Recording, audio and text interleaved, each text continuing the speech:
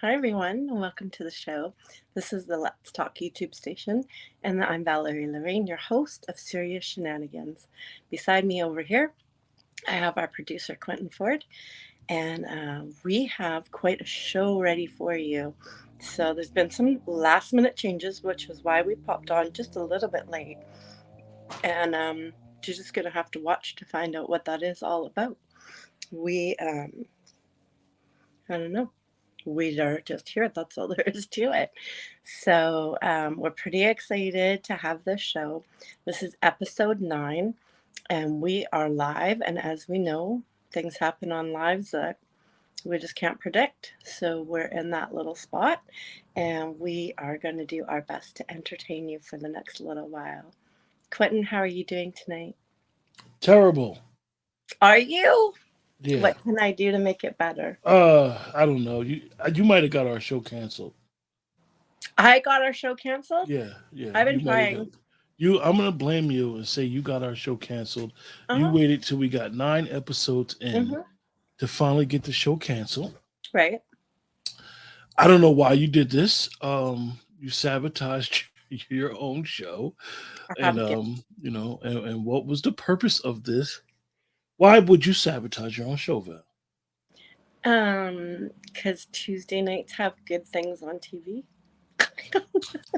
Well, you know what? Tuesday does have good things on TV. What do you I watch on wouldn't know. I Tuesdays? only watch apps. I don't watch Oh, regular you TV. don't watch network TV, or you wait till Uh-uh. it streams. No, I don't have cable. Really? Not I Yeah, haven't for a while. I happen to watch a lot of network TV. I don't really catch a lot of my shows live. I usually catch them on the app or with other devices. You know, so I watch a lot of TV, and I know Tuesday nights is usually I watch on CBS, which I usually watch the FBI, FBI International, FBI Most Wanted.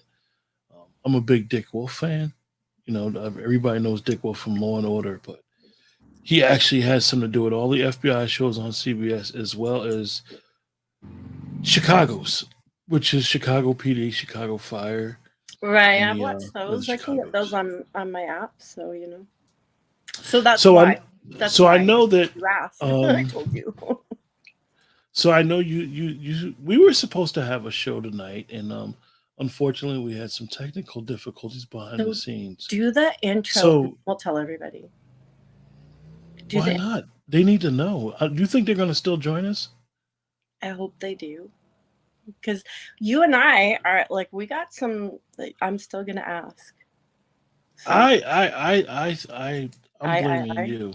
I'm going to ask everybody in the chat. Blood Brother Mike, V Sykes, Anthony Muscat. Yeah, Oh, Henry Muscat. couldn't join. Henry couldn't join us. We had some technical I difficulties. know, and we're so And Paul, disappointed. I'm going to ask you guys, who can I blame for Val? She sabotaged the show today. I didn't. It's not my fault. He couldn't get on. It's like it has nothing to do with me. Blood Brother Mike, the backup show. Val, what's the backup show? So I am going to get you to do um the intro, and then we're going to start, and like Blood Brother Mike and everybody else out there, you can watch me like dance around the whole time. Oh, so you got something for everybody, the backup I show. always have something. I always got something like. All right, so after we do the intro, we start the backup show, and then Right. everybody in the chat can tell us who could we blame for today. Yeah, you can do We that. can't blame Henry. We just gonna blame. I already Henry know. is not blamable. No, no, because it's technical difficulties. Technology is something. We'll talk about that. We'll Right, discuss that. exactly. Yep.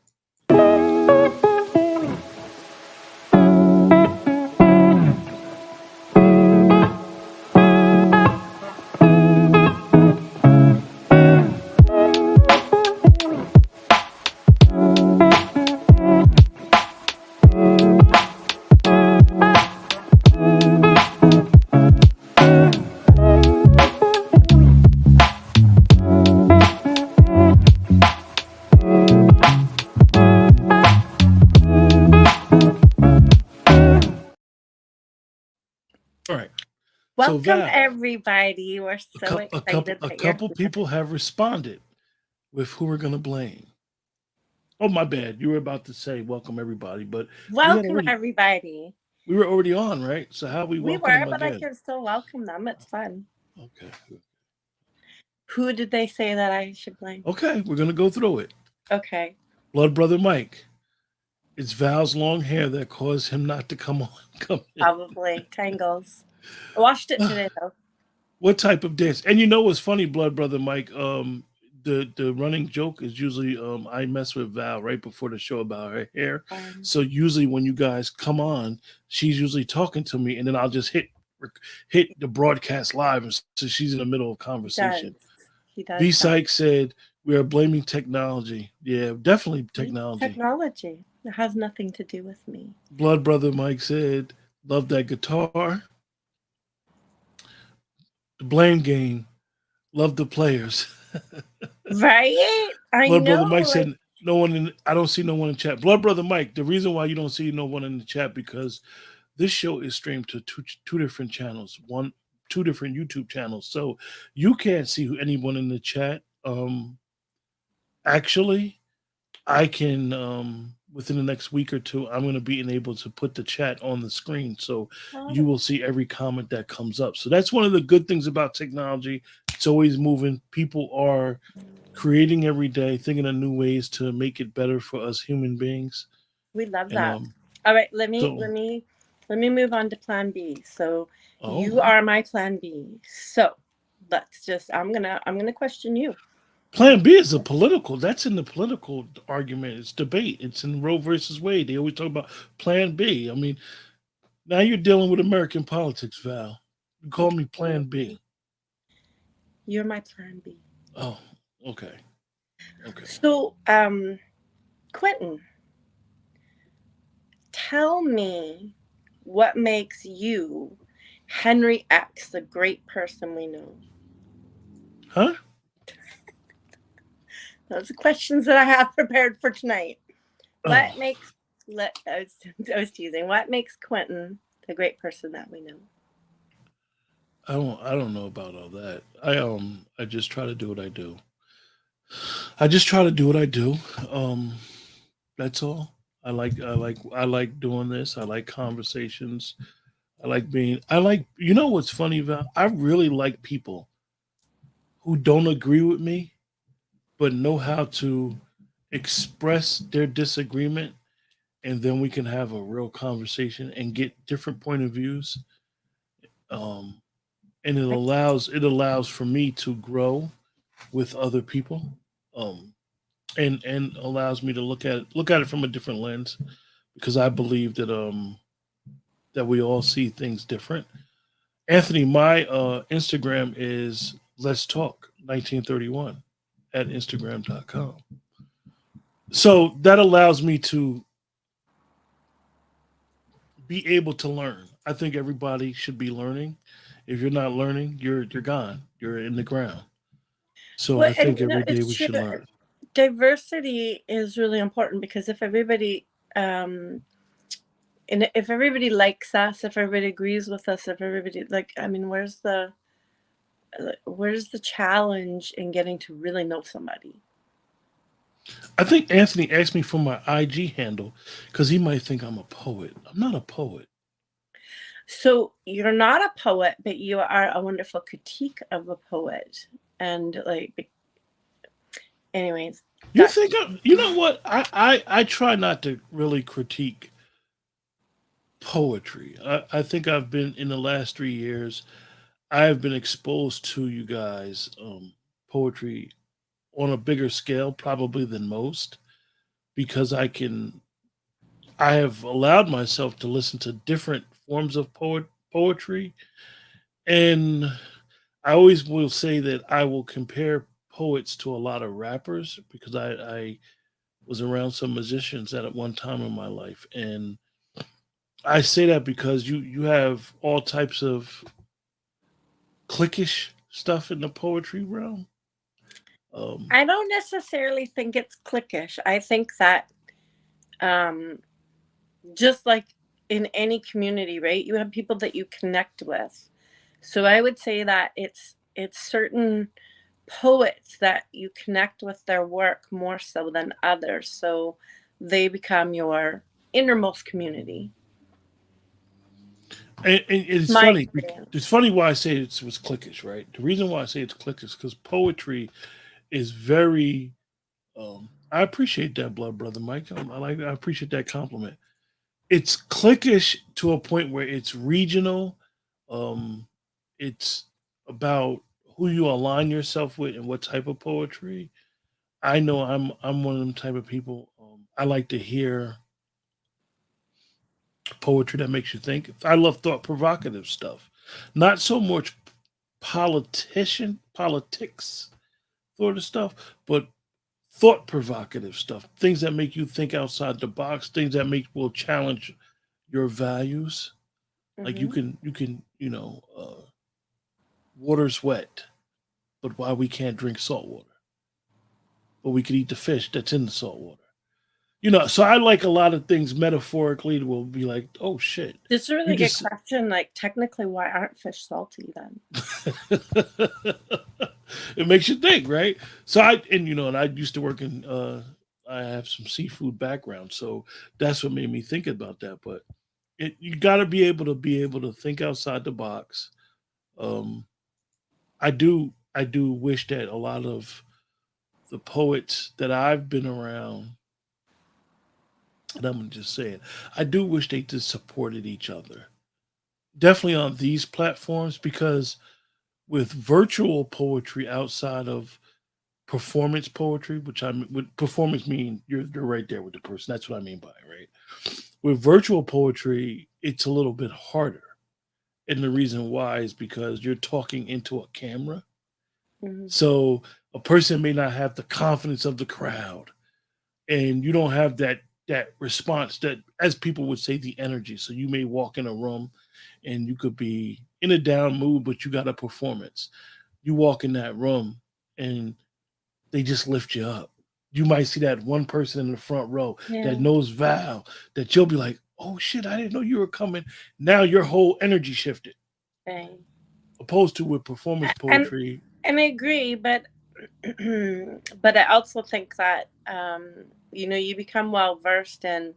So there's a few challenges, right? Like, I mean, okay, so I have to hold my device because I cannot, I am not good at memorizing my poetry. So, so I have to hold my device. So I can't be as emotive as sometimes I would like to be. But if you are good at what you do, and I'm not saying that I necessarily am, what I'm saying is when I watch people, what I've observed is that if they're good at what they do, they know that they can't just read their poetry. They have to put some emotion into that because if they're not putting emotion into that, then they're leaving something off of the table. It's almost like not spicing your food. And I as had we a discussed, friend like of mine. fish does need a little bit of salt sometimes, right? Absolutely. I had a friend of mine that was a poet years ago. Years ago we were good friends. We just haven't been in contact. This was What'd you do? 2000 about 10 years ago. And he was a poet. So I had already knew about some poetry settings in Jersey.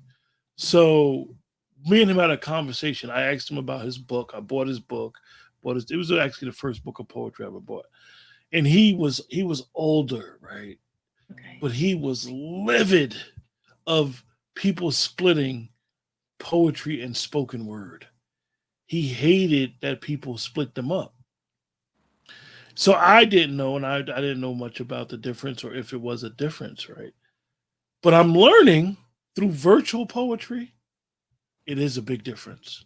So, I mean, there is and there isn't, right? But I mean, there can be because there's some people who they can't Hey, pull off. you guys in the chat. I don't mean to cut Val off. Val, excuse me Yes, you for cutting do. you off. But you guys in the chat. Valerie cannot see the comments on the screen unless she really focus in. So I I'm I gonna put can them kind up of there and I leave them can a read lot. them. Blood brother Mike said you're talking about him. I know, right? I always am. So what were you saying before I rudely cut you off, Val? I don't know. So I was saying how my friend was saying he was vivid about being upset about the difference between So poetry and spoken word, and I said I can understand the difference now. So yes, there are some people who There's can our guest. There he is. He's in the that he can comments. get into the comments. He can get into the Um, comments, but can't get into the show. Technology's a mother.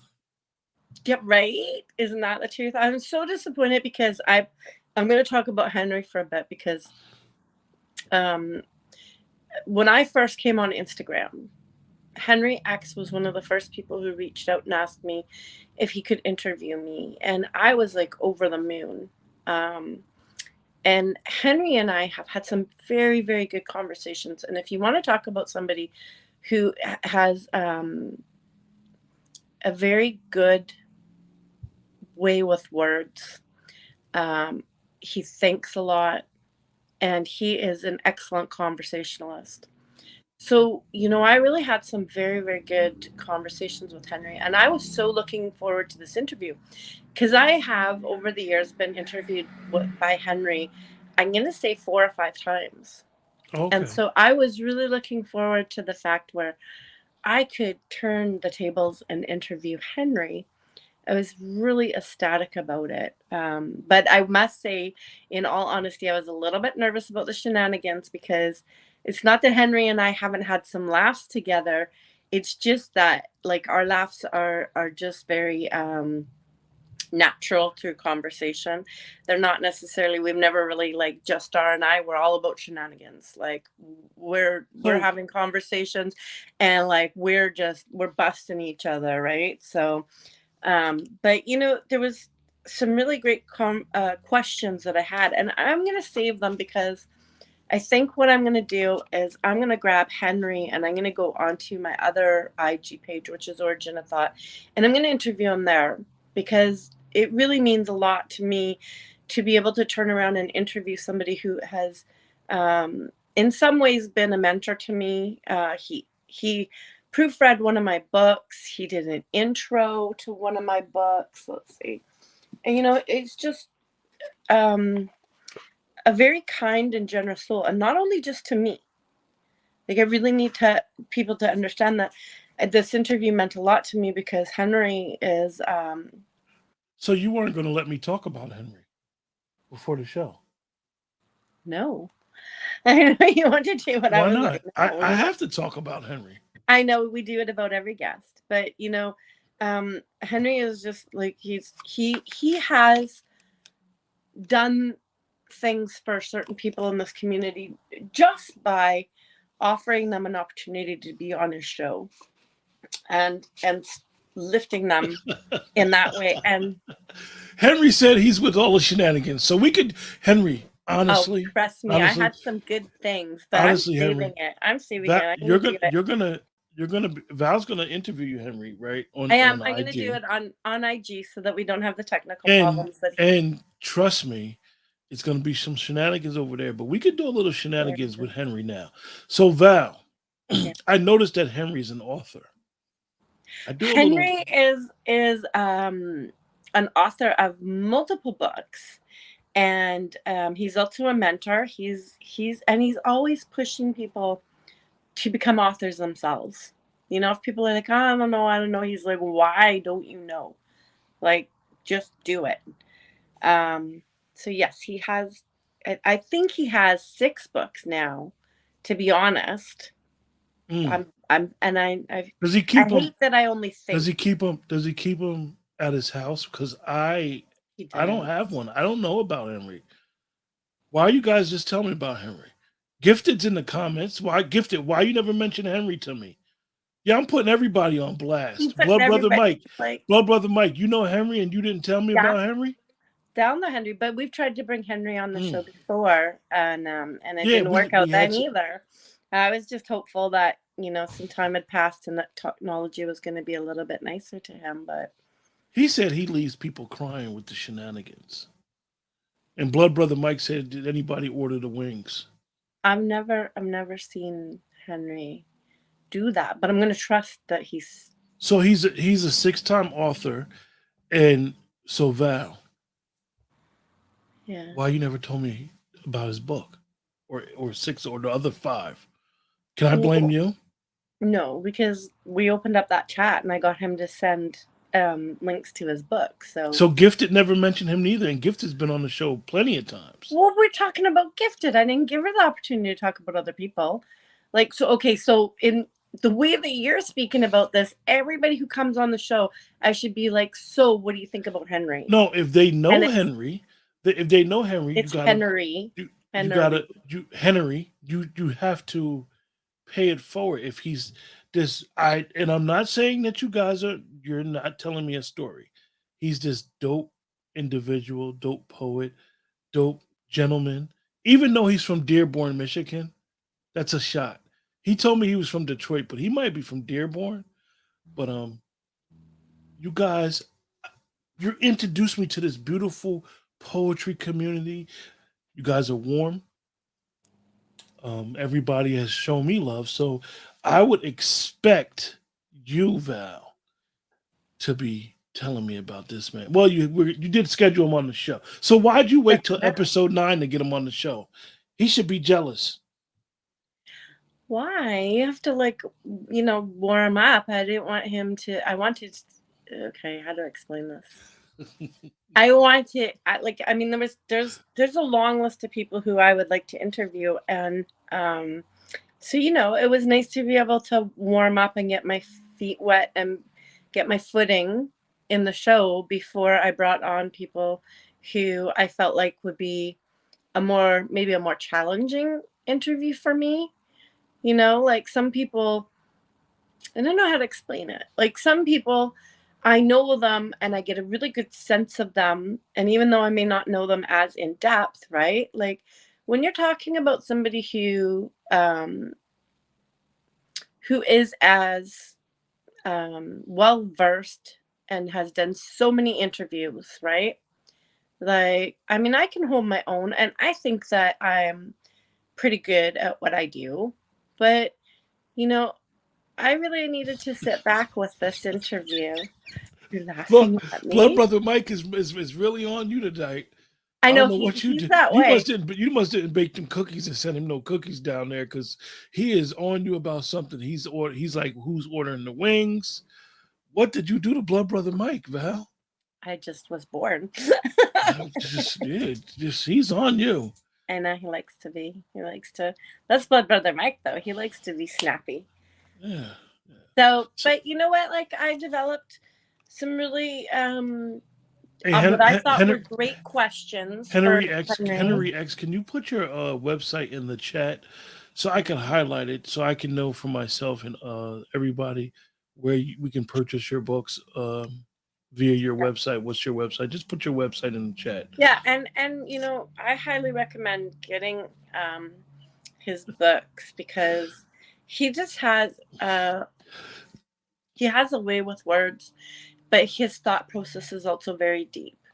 So, as I was about to say, I was very proud of the questions that they came up to ask Henry because I felt that they would take us like into getting him to know much better who Henry X is and what led him to be the person that he is today. And I drew up those questions based on what I know of him and some of the things that I feel that I didn't quite know about him so that we could, draw it further out. And the shenanigans, I really, I made sure they were all new questions, all new prizes, Blood Brother Mike said for me to play the music so you could start dancing. And, I do white girl dancing, so, And Henry said it's all good, Val. When it's our time, nothing will be able to stop it. So our time's going to be on IG because we're not going to let this go by the wayside. This is an important interview to me, and I think that as he says, when it's our time, it's going to happen. But at some point too, and I think Henry would say this as well, and it's probably where our like-mindedness comes in, is that sometimes you have to make things happen. If that's what you want to have happen, you have to make it happen. And we tried. This isn't the first time we've tried either on this YouTube channel, not this show. So, But we're going to make it happen. We're going to work real hard to make it happen. And we're going to do it where he is most comfortable, and the technology is not against him. So we're going to do that. But in the meantime, we're going to promote Henry throughout the show because this was his time. But we are also going to just have some conversations and stuff. So, white girl dancing causes earthquakes. I don't really know how white girl dancing You know, affects. right Right? now, Val, majority of people on the East Coast is going crazy over the wildfires that happened in Quebec the last couple of weeks. The smoke has finally got down to the East Coast in the United States.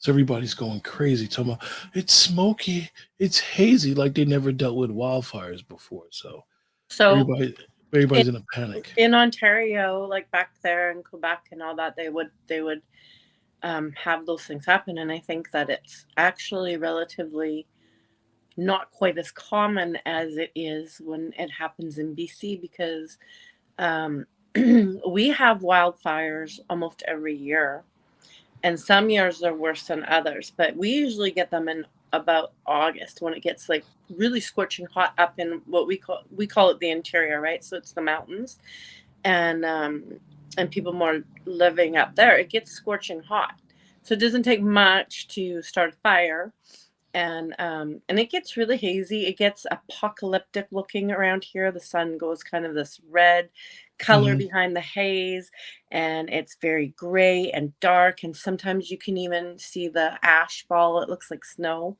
and it ruins my ability to suntan. So Yeah, I'm not a fan. you got people talking about air quality. Well, and you know what? And that is a very rough thing because then there's the people who have asthma, people who have COPD, older people, especially younger children.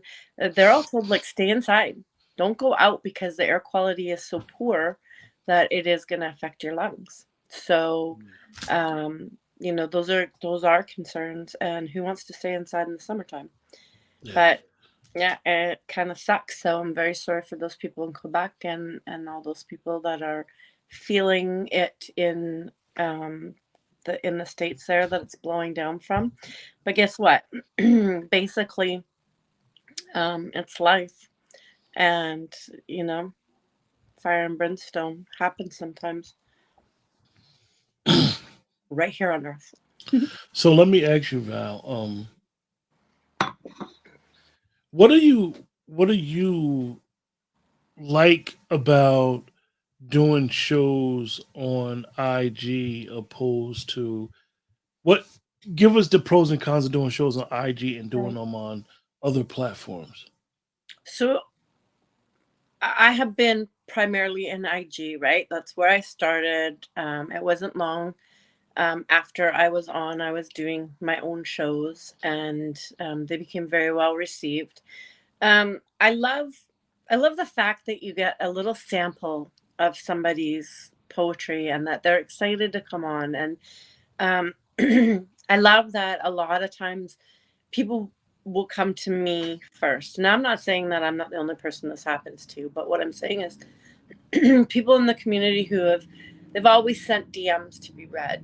They send their poetry and could you please read it? Could you please read it? And then eventually they'll get to the point where they turn around and say, like, I think I might be ready to come up. And what I love about it is that they're comfortable to come to me. They're like, I'm coming to you. You make a comfortable room. You're very welcoming to everybody. And that's wonderful. I think that poetry is best read by the person who wrote it because now we get to hear the cadence, the inflection where you want it, the way that you read, the emotion that you choose to put into it. Um, and every time after that I read your poetry, I know how to put your voice to that poetry. There's no guesswork there. I can hear your voice. I can feel the energy that you would put into this piece. And when I read it now, I know how to do that. Um, I love it. But the thing that my shows particularly I like to be able to spend a little bit of time with people. Unfortunately, what I have to do is I have to push people a little bit through the process because we get big cues. My show is not meant to be, an interview or a chat or any of that. It's like, hey, come on up, tell us what you do, where you are, where you can be found. Read a piece of your poetry. Let us give you your flowers, and make some closing remarks if need be, and keep it pushing. And that's the premise of the show. So it becomes uncomfortable when somebody doesn't want to um, stay in that premise of the show. But then, I get to enjoy the flip side where I get to bring somebody onto this show and I get to spend time with them to actually do that deep dive where I get to um, explore what I do know about them and find out more about what I don't know about them. Highlight their poetry or whatever else it is that they do, because I know that primarily I brought on poets, but some of my future scheduled guests are not from the poetry community. They are from an art background of some kind. They're artists, and then I like to chop it up with them in the comedic side of it too, because um, in my life, comedy is very important. And to be able to laugh with somebody and to be able to enjoy some humor is is just as important as getting to know them and what makes them um, different yet the same within our community. It's our differences that make us attractive to other people. Really, it is, right? Because the fact that we connect on certain levels is beautiful and the connections are important. But what makes somebody different to me, whether it's culturally, the religion, finding out those things and finding that way that we can learn about each other, to me is very attractive. Whether it's in a friendship or whatever way, just meeting and passing, it's very attractive to get to know somebody by finding out more about them, and not in a way that it's like, okay, do I want to know your political views? Do I want to know about your religion, your culture, whatever? You're not trying to change me or convince me of anything. I'm just finding out about you. And Do that you is think when you let your guard down so that you can be um, part of somebody else's life. I'm going to ask you as an artist and as a host of, you got 3 shows, right? I Yeah. think it's 3 shows, 3 shows. Well, no, 4 shows, including this one, right? Do you think as an artist and a host that a poet can affect change individually and as a collective? Yes, I do. And I will let you know. Erica, she is the wild. So recently, Erica was doing um, a fundraiser. She was doing something with the Children's Miracle Network. And I reached out to her. Erica's a good friend of mine. And I reached out to her and I said, Erica, I said, I really want to be able to help you more. So I said, why don't we do a show, and why don't we offer everybody to come on, um, and they can make a donation to do their poetry. And so, the organization was set up really nicely because we never had to ask or manage or deal with the money ourselves. We could send a link and they could deal with that. And that was why I did that, because I didn't want any questions or responsibilities about money. So, in we were on for just about 4 hours, and we raised $1,400 in the community that night. And that was huge to me because, I knew that people were going to be generous and come on. I knew that there was people that wanted to support. It's children involved, and it's for a good reason.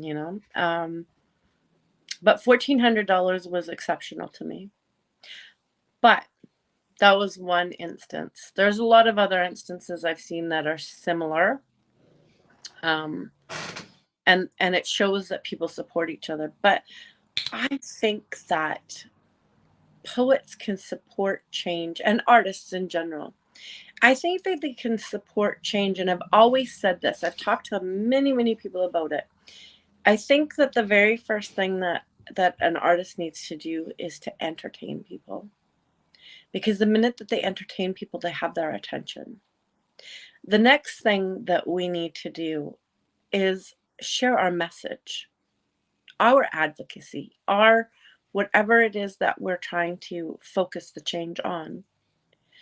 And once we've entertained them and offered our message, we leave that audience member with the thought of, did they make me want to advocate for this as well?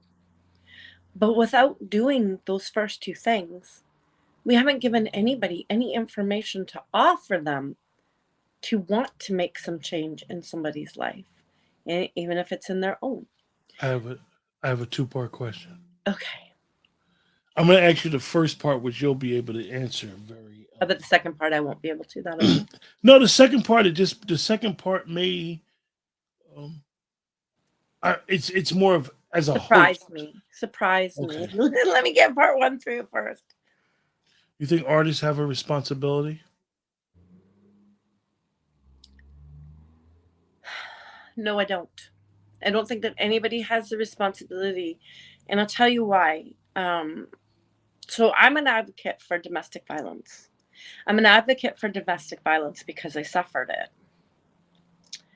Um, I did not have a responsibility to deal with that until I was ready to. And I didn't even know if I was going to be ready to. There was a lot of fear involved in that. But um, I had to come to that place where I was ready to do it. And if somebody would have pushed me before, it would have disrupted my healing. It would have probably affected me emotionally where I wasn't ready to do it. It probably would have been counterproductive. But when artists are ready, when they are ready to do that, and especially if they have, a really big platform, especially if they have, huge followings, I think that I think that they are in the best place to do it because they already have those open ears and they already have people who are willing to follow them and listen to them. So I think that through their art and through their own words, when they're not being artists on stage, I think that they have the most reach and effect. And sometimes um, that responsibility is too much for people. And when was your first show, Val? Your first ever show on IG? Uh, I think that I came on IG. I think on I believe it was March 30th, 2021. And I think that my first show probably happened in, maybe like May or no, sorry, I was gonna say like June or July. I don't know. I would have to go back. Um, Okay. The reason why I wanted to ask you when was your first show? Let's say so. You've basically been doing shows for 2 years, almost 2.5 years. yeah. Um, as a host, when you come across someone who has out of this world talent, the poetry is dope. Everything's dope. They know how to basically, virtually, you can tell if you're in their presence, they know how to work a room. Hmm. And you see all this talent. So, my Hmm. question is, as a host and as a poet, and you see all this talent in another individual, but they're not using it properly, what do you go through? So I've had a lot of conversations with people behind the scenes, and there's some people who aren't ready for any of that, and you don't want to push people to do what they're really not ready to do, because the reality is if you're not ready for it, it's highly likely you're going to fall flat on your face anyways, right? But there are some people who I've encouraged to do more with their own talents, and encourage them to take next steps. And it's a wonderful thing to be able to sit back and say to somebody like, you know, I don't know what kind of support you need. I know that I can give you some of it, and I know that I can put you in touch with some people um, who have more affluence in that type of um, entertainment area. So, if you're ready for that, if you want that, then you just have to let me know. And it's been a wonderful journey to be able to work with people in that way. The So, reason why I asked those last three or four questions, because they all tie in with each other, right? I believe that most artists, most people who can create content, I think that a lot of times we look at ourselves as literally what we do. Literally, okay, a poet recites poems, but the actuality is that I believe that they're social engineers. And I believe that when you have the ability that you can shape the what we would say the culture, you can shape the narrative, you can shape the world. And I say that because I see it every day. This is something that me and you discuss a lot right. behind the scenes, where you can see something in someone else and it's like, yo, you just bullshitting with your talent or bullshitting with your art. This is a gift. Some people may Right. not realize it. Like Yeah. everybody No, can't even look at the conversation me and you had a couple hours ago. Some right. people can't even Yeah. hold a conversation. Right. So I just feel like a lot of times when these Are you type of talking settings, about me? Because you just said when we had a conversation. I'm just teasing you. no, but really, I knew what we were talking most about. I people was can't there. even engage and be able to have a conversation, I know. whether they agree with each other or not. And I get it because of sociology, where people live, and their prior experiences shape how they perceive what's going on around them. So they may not be able to engage and be in the supermarket and talk about bread with somebody that don't even look like them, and be able to hold these type of conversations. So when I see creators, definitely with social media, what it has made me realize is that I don't think people realize how much talent they have. So it's interesting that you say that, because I think that if we could see ourselves how other people see us, that that we would be in a much better place ourselves to go ahead and promote ourselves, go ahead and worry about what we need to concern ourselves with. I've had lots of conversations with people before, right? Like, people don't know how to promote themselves. And I'm like, okay, look, like, they feel, the buzzword narcissistic because they're promoting themselves. I'm like, okay, like, do you ever watch TV and watch a commercial for McDonald's or toilet paper and go, oh my God, there they are again? Like, they're constantly on, what they're so full of themselves. No, they're not. That's how you get known, right? Like, there's just certain things that I don't think that people understand. The only people that will really say, and I hate to say it like this, the only people that would really say that you're promoting yourself too much is people that really don't want you to succeed. But people that want you to succeed, they're going to be like, oh, there's Val again. Oh, like me, for example, right? Our time difference. Right. Sometimes I turn my ringer off, or I don't never turn my phones off. So I'll get the alert. Val is live. So Yeah. sometimes I'll come in there just to get the wave. Right. Come in Yeah. there, get the wave, or I'll turn it up and just I'll fall asleep during some of your shows. I know, because So for they're me, never so for boring. Why me, are you falling so for asleep? me, with you dealing with IG, it's good because it informs people, and I don't like the way to use the word followers. It informs your supporters of your platform. So yeah, and I call it a community because they Yeah, don't like that either, right? Followers, like, friends, like they do on the other flip side of the channel. But I like to call it community because technically we are a community, right? You build your community, you build it for people who you appreciate their art, right? And they don't always follow you back. But that doesn't, you don't need to have that reciprocation in order to build your community. They might not know of you. You might have seen them in a live and you appreciated their art. So you made them part of your community, but they don't know of you. So they didn't mm, have the opportunity to reciprocate.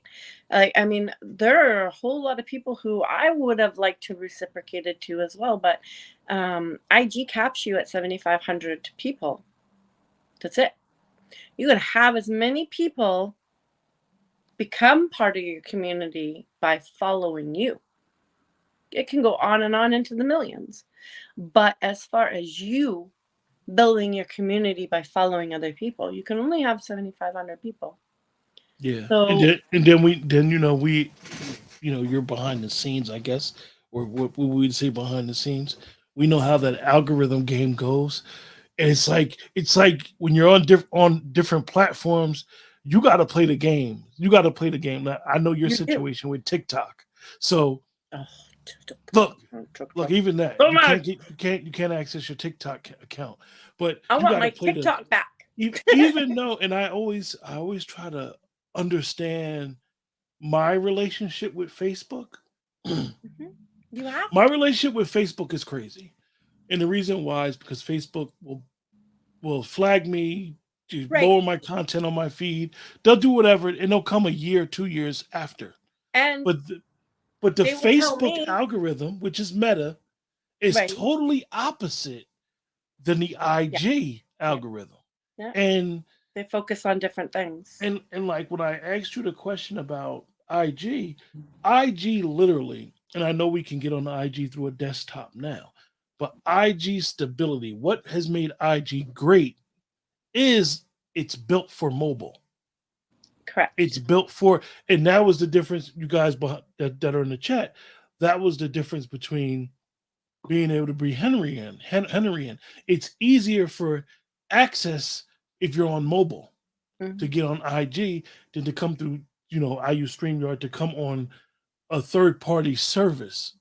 So as a content creator or a social engineer or poet or rapper or any, you have to navigate these platforms different and Mhm. try to That tap you do. into their algorithm different. And what I always try to say, what I'm learning now is it's really called feed the algorithm. The algorithm is hungry for your content and So you got to feed it what it wants. right, and I'll tell you a couple little things that people don't know. Like we might as well give out some fun stuff while we're here doing this.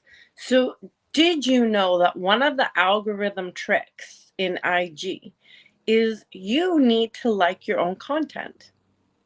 This is a very strange thing because we don't often like to like our own content. We want other people to like our content. But if IG, think of it this way, it's this weird little thing, right?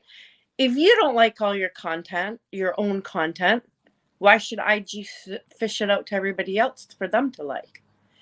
That's it's a very strange little thing. But so, if you see somebody liking their own content, they know what they're doing.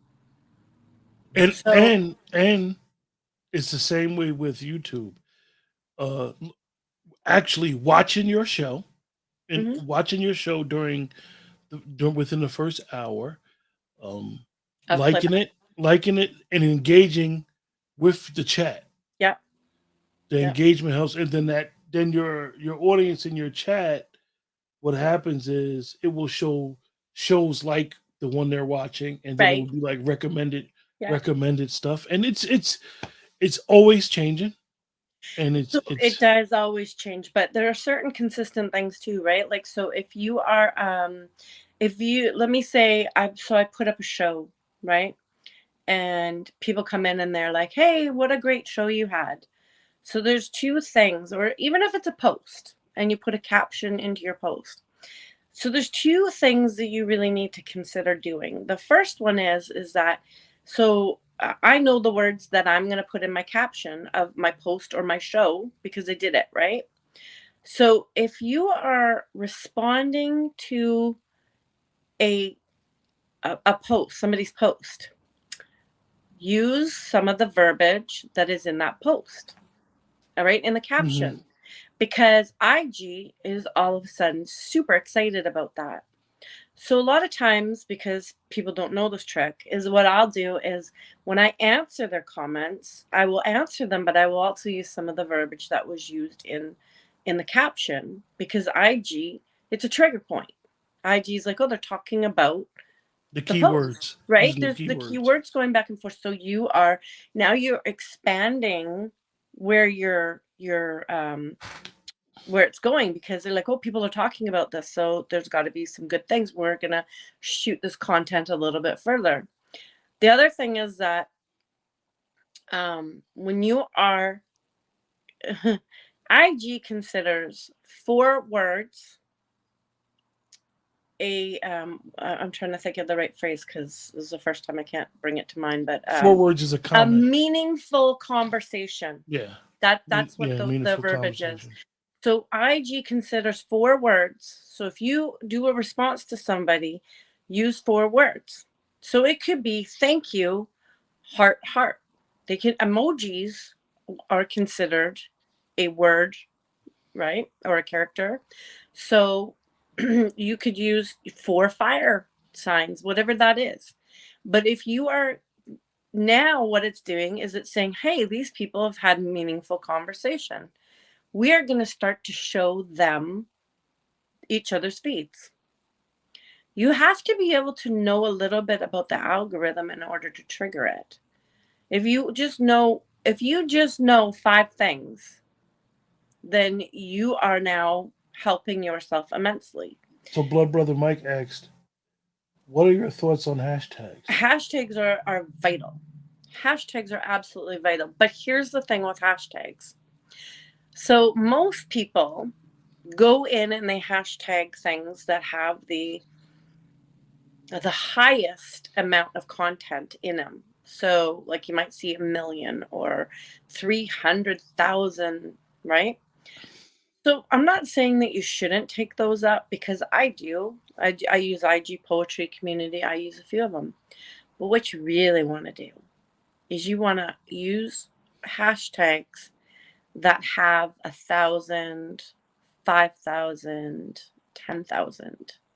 You want to use a lot of those because the reality is that you're going to stay higher up in their content for longer. Can you imagine? So you go on a grid, just like when you post your own things, you go on a grid within those hashtags. If they're getting a million posts, how long are you going to stay at the top of that grid? I dare you to go look because I've gone and looked. I've gone back and I've been like, so where am I on the grid?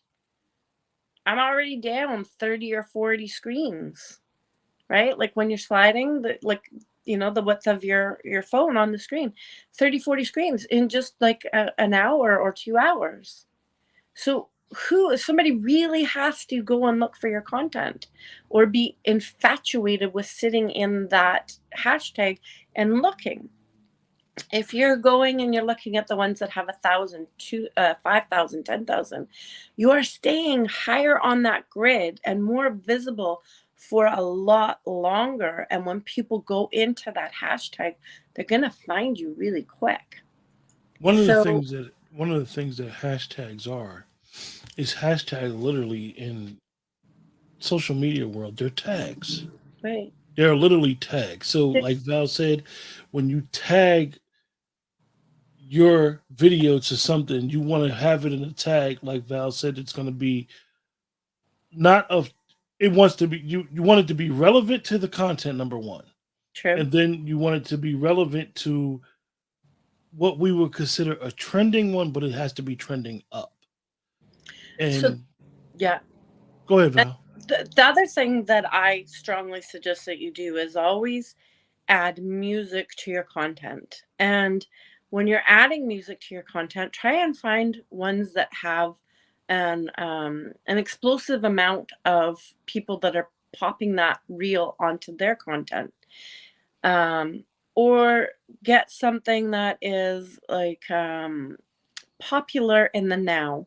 You have to realize that when you make a reel, that reel isn't just going out to your community. Posts go to your community. There's a difference.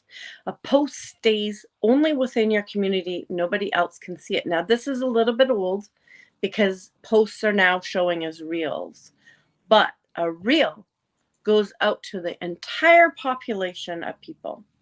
So, and the better that you do with doing things We're to out here trigger giving the social media. algorithm. We done turned the show into social media advice. Well, you know what? It's always It's something I've it's wanted perfectly to fine, do. you guys. Look with like with It's always Val, something I've wanted to do, though. like it's So funny that we even got into this conversation, you guys, publicly, because this is something that Val and we myself talk go through about a it a lot. lot. Talk about Yeah, because when you're doing this, you will become the person that looks at analytics, looks at numbers. Within the analytics, you guys, Val will tell you when you go deep into it, it's a certain time when you should post your content. there's a certain time when you should post your content. There are certain things that you really need to consider, right? Have you ever noticed when, if, okay, so there's, before I even go there, I'm going to say this. If you do not have a certain type um, of account with IG, you are doing yourself a disservice straight off the bat. Right, like I'm just telling you. What kind of account, I don't Val? even want to. I don't even want to talk to you about any of the algorithm stuff because you're wasting your What time. But Val? Explain that because you had to I explain was it just to me, about and to. then Yeah, even with the privacy, certain right. privacy settings when Yeah. I you would tell me Okay. certain things and I would try to go be nosy and look at Right. stuff to help with Right. the interview process of what we all do. Right. We need to be So able to look at your social So media. the first thing that you want to do is go into your settings. And if you just slide down to the very bottom, it'll ask you if you would like to switch your account up to a business. There's different types of account. You can have a business account, a creator's account, a professional account. It doesn't really matter what you choose in there. I would choose a professional or a creative account. Okay, that's business. It's not going to hurt you, but it doesn't. It's more of if you're selling something, and I'm not just talking about your book. I'm talking about if you're like, hey, I'm not even going to waste the time going there. But those are the two accounts that I suggest that you have. What are the bonuses of it? Okay, well, it's going to help you affect your algorithm and your reach. That's very important. But it's also going to let you look at your insights, which is basically explaining how you are doing. Look, anybody who knows anything about goals knows that if you can't look at how you're doing, you're running around in the dark.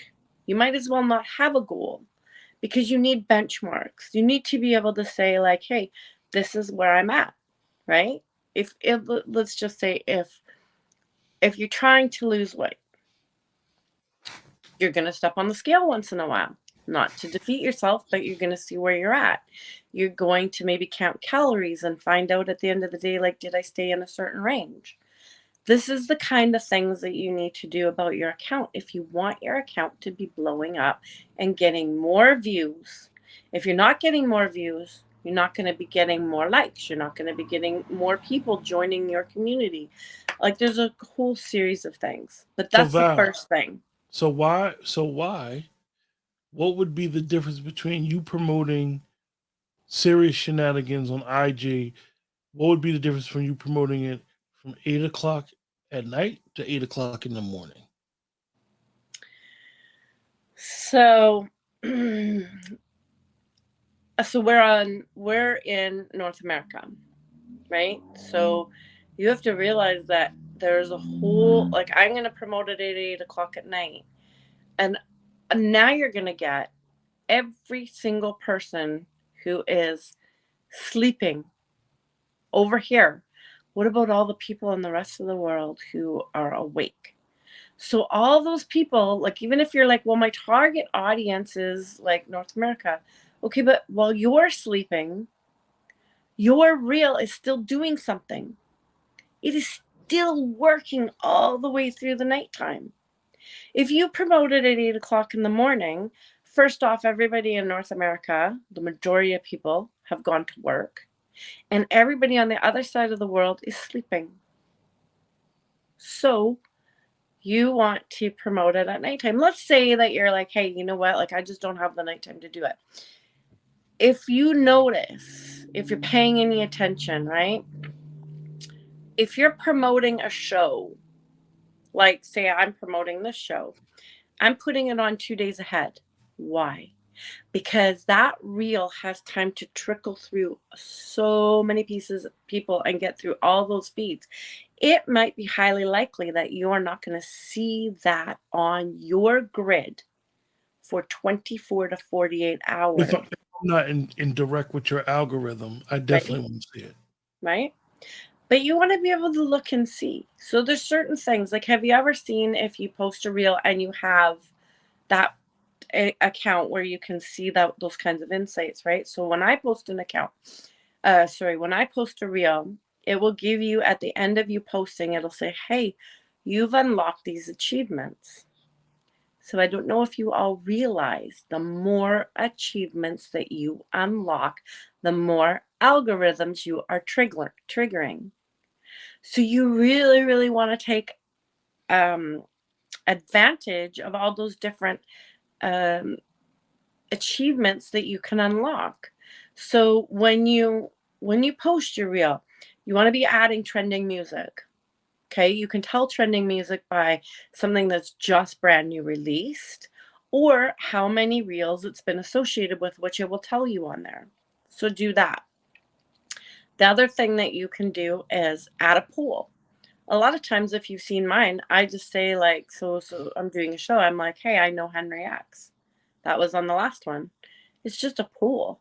It doesn't mean that you have to put anything, like, so um in depth that somebody's like, oh, I don't know what 391 times 84 is. Like, Let me ask you, and I'm glad that we were able to discuss this, because I think that when you're doing this for a while and you really like and enjoy what you do, Mhm. you always want to pay it forward and let people know not to make certain mistakes that you made, and don't overcomplicate things and You make don't some. need to over. Give me one thing that you did that you were like, why the hell did I do that? It was counterproductive to promoting and marketing your brand. Why the hell did I do that? I don't know. You know what? There's a lot of experimenting going on. There's a lot of, like, I mean, especially in the beginning. I think I think that when I started catching on about, like, how you can really trigger things, I was like, well, why the hell didn't I understand this before? Even though, like, I mean, I research stuff, right? It's my background, right? So where I came out of the corporate world, I need to understand what I'm doing in order to do it, because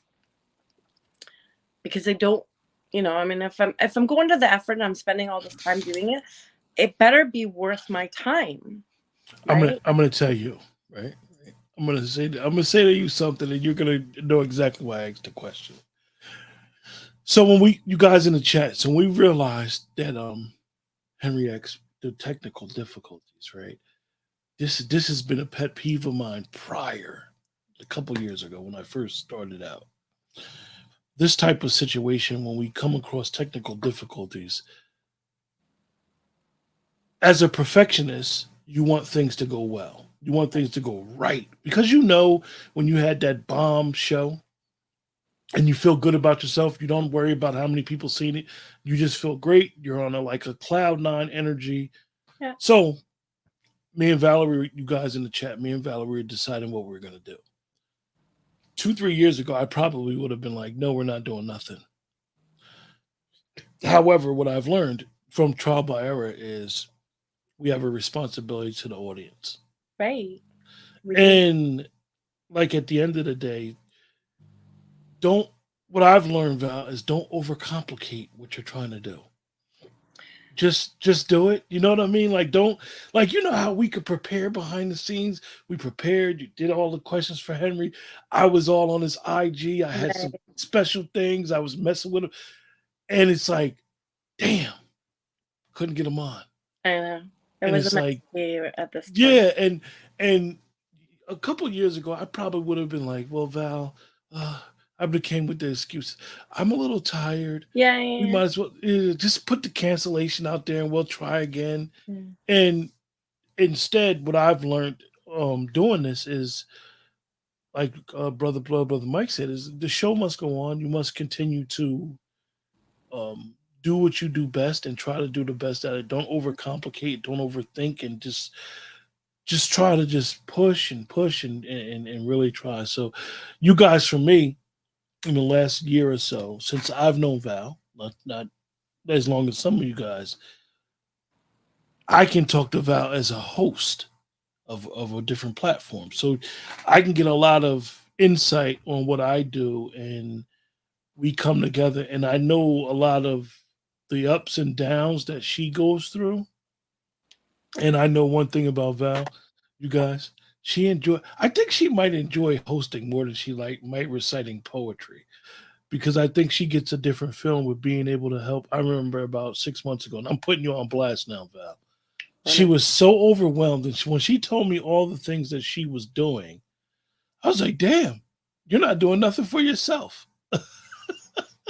So it's a pleasure in being able to um, serve, being able to help others, being able to help others create their dream, and being able to host other people so they It can come on a platform. it really is, like well, and so I mean, I've said it before, right? But um I had a career with definitely one company. The other company that I was most recently with, I did do some of it, but I had a career doing training, and I was a high level trainer. So I got to the point where I actually trained people how to be trainers as well. And I really got a lot of joy out of that. And it wasn't because I had knowledge and I was giving it, it was because I like to see people succeed. And what I really like to see is people succeed and become independent in their success, and I think that that takes a very special individual to accept the information and be able to work through it. But it also takes a very special way to train those people to become successful on their own. You give them the tools and they become that critical thinker, and are able to manipulate any information they get to become malleable in other people's hands so that they can become successful. And in that, that requires somebody who's willing to take their ego out of the way. Your success doesn't bother me. If you're more successful than me, that doesn't bother me, because the goal in life is for us to all be successful in whatever it is that we are gifted to do. So if We're gonna my, we're gonna bring the change that's gonna make YouTube and Instagram marry each other I know, right? They need to. quickly, quickly. No. So let me I don't know. I don't I know, know. Val. I didn't know you were going to interview me. I thought I was going to interview you. I didn't know we were doing an interview. I just thought we were just going to talk. I mean, we had Blood Brother Mike in the chat, and he provided us with enough. I I don't know. know if he ever got those wings that he was asking for. I wonder, does he like lemon pepper wings, mild, blue cheese, ranch? What type of sauce does he like? I know that Buffalo Wild Wings sells burgers now. I do know that. Um, you know, so I'm eating meat right now, but I've been a vegetarian for a lot of years. But even when I was a vegetarian, I would cook meat for other people who liked it. I mean, it So doesn't. Blood Brother Mike said we had a healthy conversation. How can we have a healthy conversation, Val? And I've been drinking water, like I always drink during the I'm shows, right? drinking water. And most people don't know what's in this cup. I've been drinking out of a cup for years. Do you Most drink people don't it? know it's coffee. I always drink coffee with water. It's weird. That is So he kind of. said we're having a healthy conversation. He said all those things you said about wings. Yes. So he likes them all. He likes with I was blue just gonna cheese, say, like, ranch. I really like wings, and when I am not eating meat, I will actually make cauliflower wings. I don't care what you think about that; they're delicious because I like wings. But when I'm not eating meat, I need my wings, and they're gonna be cauliflower wings. So, um, yeah. But One of the things that's interesting was when I was a kid, now I want cauliflower wings. I hated chicken wings when I was young. Now I just adore the chicken wing. I think the chicken wing is the best part of the chicken. A lot of people don't care for wings because of the little bones and stuff, right? I noticed when I became vegan, like because people would be concerned, like, well, if I go out for a meal with you, can like, it's gonna bother you if I eat meat? No, I don't give a shit what you do. I don't care what you put in your body. You do you, right? I'm not one of So those, you but don't eat no meat? so I am right now. I'm in this different family situation, and I'm the cook for everybody, and I'm at a point in my life where I'm just a little lazy, so I'm not going to be making six people one or five people one meal and me a whole different meal. So I'm just eating whatever I make for them. V Sykes But says he's gonna try the cauliflower wings. oh, let me tell you, cauliflower is such a versatile food. But cauliflower wings are just freaking delicious. I love them.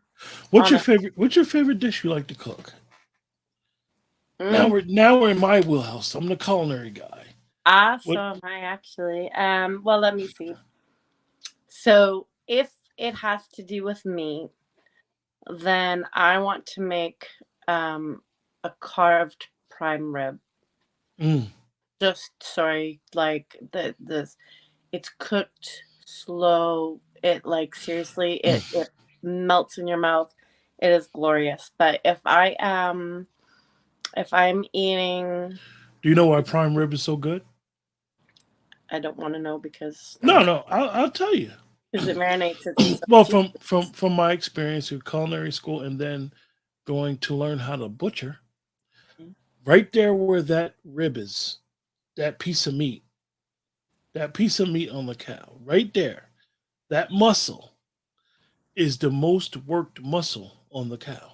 You're probably gonna ruin it for me because I I mean, it's the this most worked in a good way. right It's the most worked, so it has a lot of structure to it. texture to it, a lot of flavor, without you guys that over anybody that ever cooks their meat well done around me, we got a problem. We got a problem. Yeah. So it's the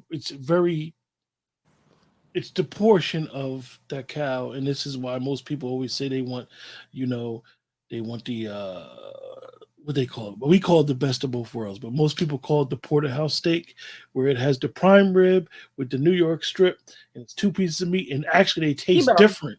That bone, if you eat porterhouse, you eat a piece of that prime rib, that little piece of meat, and you eat some of the New York strip, the meat is going to taste different. I will guarantee it because of the bone and the way that the animal is. So if I was eating vegetarian, then Somebody's gonna because be in the I can't talk about butchering somebody's gonna be animals. in comments and be like, "Man, you had me cook a porterhouse. It all tastes the same." No, no, no, no. I can't talk about butchering animals. But anyways, if I was eating vegetarian, then I would be making a coconut curry, a coconut curry with mango meal, which would include like at the base instead of meat, it would be cauliflower with onions and roasted garlic and freaking delicious. And I gotta tell you that everybody who is not vegan or vegetarian, when I make that meal, I'm like, man, you guys understand that this is for me, right? Like you can have some, Yeah. but they're going back for So more. so so name give me three, Val, because you're a vegetarian. Not I'm not gonna call you a vegetarian. I'll just say somebody that chooses not to eat meat. Yeah, okay. Name three what? Give me your top three vegetables. Cauliflower, what else?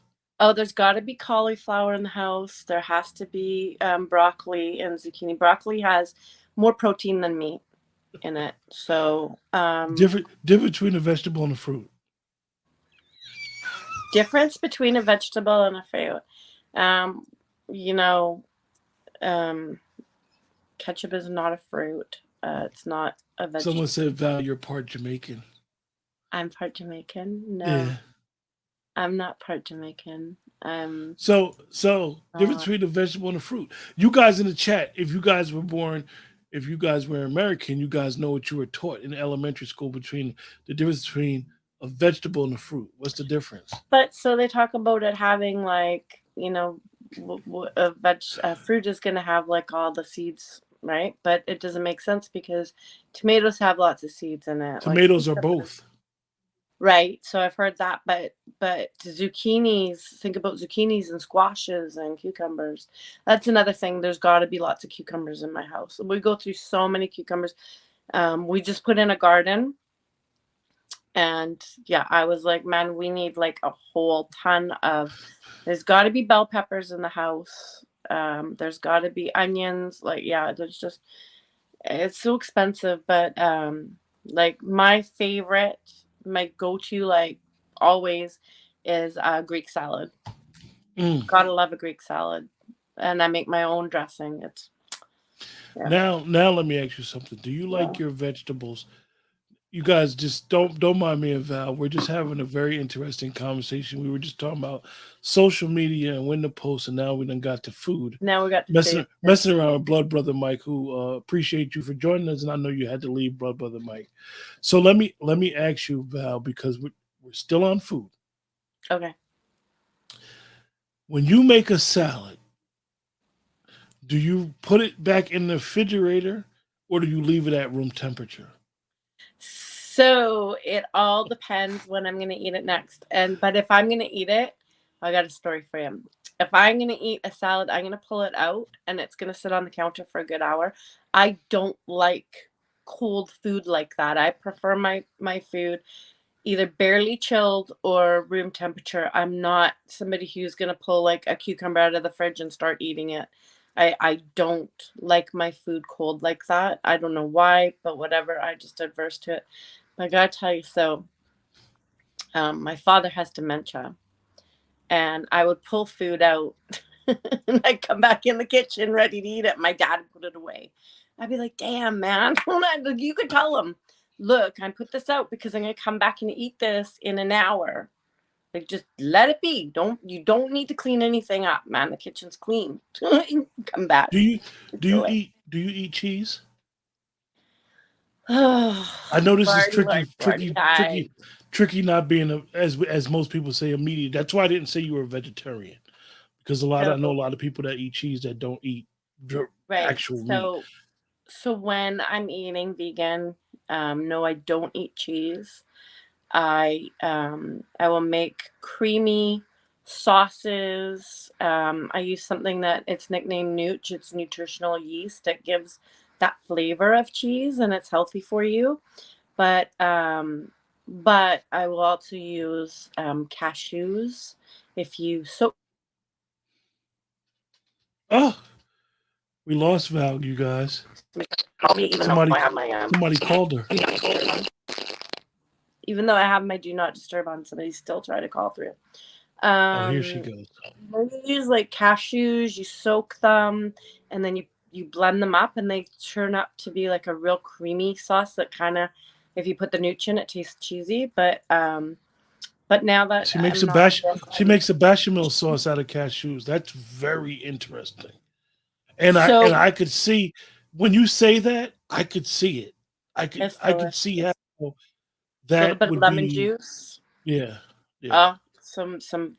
Oh man, but you know what? When I became vegan, I I just made this choice. So first I went vegetarian, then I was like, I wonder if I could do vegan, and it was just a question to myself, right? I was like, it wasn't a pass or fail. It was like, hey, I'm gonna try it, and if by the end of if by the end of the day I'm like fuck this, then I'm like fuck, like it doesn't, there was no win or lose to it, and it didn't bother me, and it felt really good.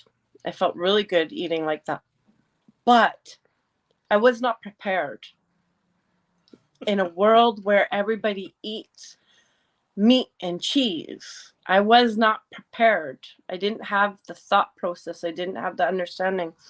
And as a vegan, you can really eat a lot of junk food because it is technically vegan. So I kind of went through this thing where I was like, I don't know what to eat. So I was not eating healthy, but I was this unhealthy vegan trying to maneuver around. But, it is so amazing how vegans eat and the world of food that gets opened up to you, because a lot of people think like, okay, vegan, you're vegan, so you're just gonna like, you eat salads every day, like every meal you eat. No, no, not at all.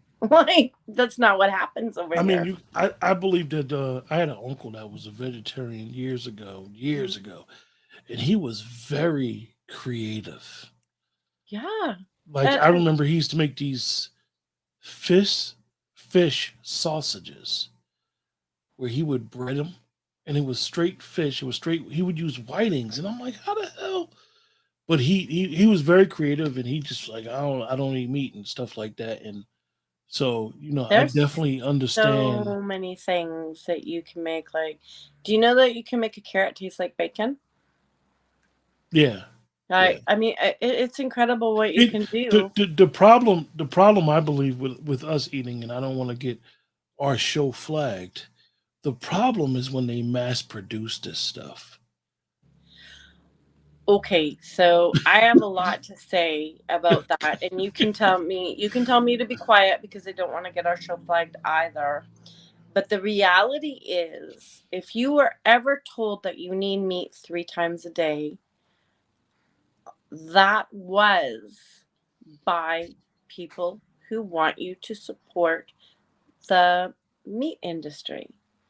You don't Well, need meat 3 times a day. Even if you say, I'm never going to give up meat, Valerie, I'm not asking you to. Just telling you that your body was not designed to process eating meat 3 times a day. I I always tell people, Val, right, when you talk about meat and being that I know how to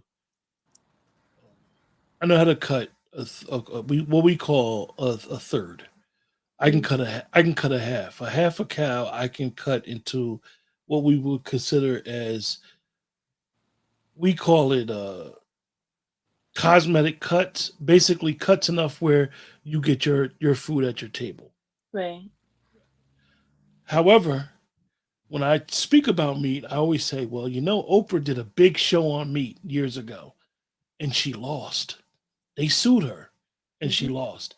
And majority, for lack of better words, for majority of the things that she said in there, she was absolutely correct, Yeah. Yeah. and I she mean, lost. So yeah. that just goes to show of when you go at not just industries, but when you go at people with money and influence, you got to be a little, a little You do. You careful. do. You do. But, I mean, I've, every year I ask my kids what they want for their birthday. I'm like, what meat? Like, I'm going to make you a homemade dinner. And what do you want? So, and two of my children's birthdays are 2 days apart. So, so this a couple years back, I just went out and I got this outrageous piece of meat, because it was going to be cheaper, and I cut it down and I got 4 meals out of it for a large family. And I took a roast off of it, I took the ribs off it, I took some steaks off of it, and um, there's a way to do things, and there's a way to be um, concerned. But I just don't believe that even as I am eating the way that I would prefer not to, although I mean it's delicious. I'm not gonna lie about it, right? I was raised to eat meat, but I still have never believed that our body needs to consume 3 meals of meat a day. It's too hard on our systems in the long run. So, but and I also believe that when we take away from, there's so many things that people choose to eat that are bread based or meat based, and I, you take away from your opportunity, like, how much vegetables are you really getting into your system? How much fruit are you really getting into your system? But the vegetables are the really big ones, right? But Some of the things are like common. Even when I speak about cooking rice, I'm like, I always tell people like, like when I cook for a bunch of people, I cook the rice, and I'll put it in the pan, and then I'll cover it. It's still cooking when it's hot, right? yeah, So I always tell people, listen, when you're cooking rice, you could put a lot of water in there because it expands. I said, well, if you right, eat a lot of rice, what do you think it's doing in your stomach? It's right. expanding. So Expanding. it's a Same with very potatoes. very very interesting thing that and really, you know, we didn't intend to get on the subject of our Yeah, we just diets, but talk. something that we need to look at a little bit more serious and understand why we're in the condition that we're in. But Mr. Witz, you did not come in the wrong time. And Mr. Witz, you made a reference in one of your comments because he came late. You did not come late. You missed the shenanigans, but you did not come late. And Mr. Witz, you said you like yams. Don't be telling me you like yams, but you really like sweet potatoes because it's a difference between There yams is and a sweet difference potatoes. between yams and And sweet most people be saying they like yams, but they really like sweet potatoes. So don't be in here talking about you like yams So why when you don't you really tell people what the difference is? it's a totally different vegetable. It is. So what color typically are sweet potatoes and what color typically are yams? Sweet potatoes are brown, darker brown, and yams are lighter brown, and they're not even shaped the same. I always get people with this because Val, I am a big vegetable eater.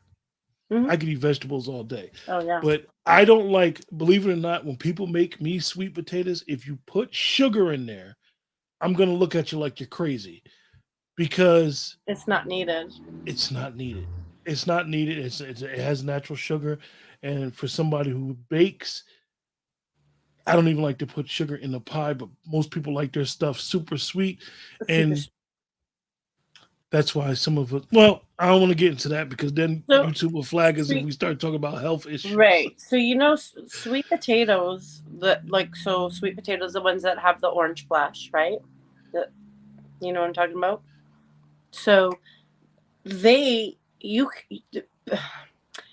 can actually substitute those in vegan baking, right? Because they are so sweet. Another thing that is substituted all the time for butter in vegan baking is avocado, right? It has that rich texture, and amazingly, it does not taste like an avocado when you've got your other things in there. But Oh, we see I'm a lot of telling you, people. you A just lot of don't. people joining us a little later. You guys, me and Val are. What are we doing, Val? Is this We're an just interview chatting it show up. We're or? just yakking for the sake of yakking. We're doing exactly what we do when we talk on the phone. Yeah. When we start to discuss the show, and when we're done with that, we just start blah blah blah. So that's what we're doing. Our lovely Henry X kid had technical difficulties and couldn't join us tonight. So we wanted to honor the fact that people take time out of their lives to come and join the show, and that they were already sitting there waiting because we were trying desperately to give Henry X some helpful hints and see if we could get him on, but so we just decided to yap.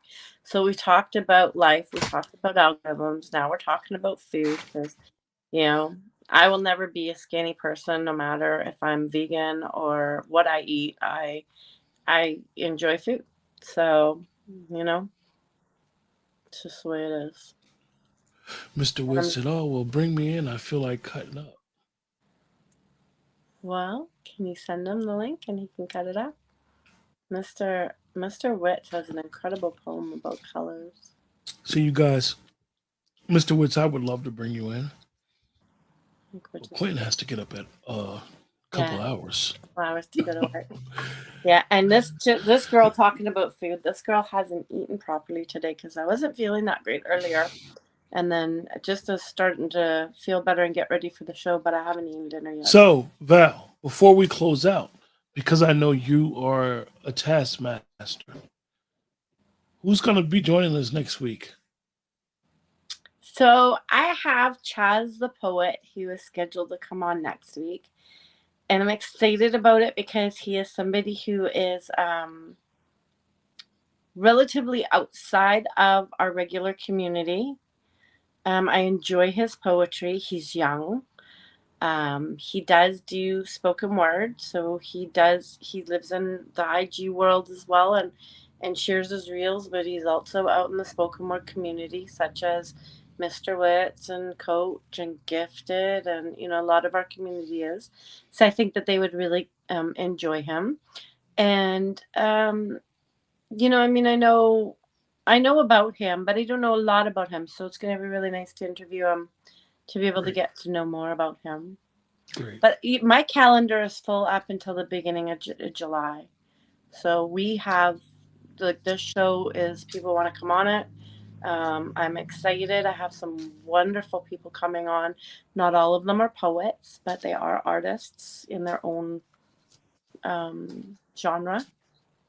So I'm great. super excited about it. So, appreciate you guys for joining us in the chat.